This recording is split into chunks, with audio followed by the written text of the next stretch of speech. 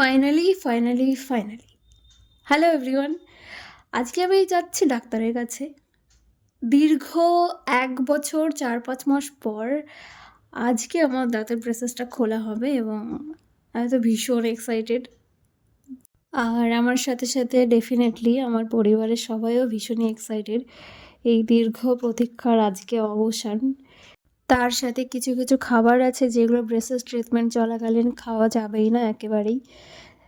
যেমন আমার খুবই ভালো লাগে পেয়ারা খেতে, যা আমি এই ১ বছর ৪-৫ মাস ধরে খেতেই পারিনি। সেই অপেক্ষাটাও আজকে অবসান হলো। Look, this is my first reaction after braces off. I just love it. বাড়ি আসার পর কিছু ভিডিও ক্লিপ নিয়েছি, সেগুলো চলুন আপনাদেরকে দেখাই একবার।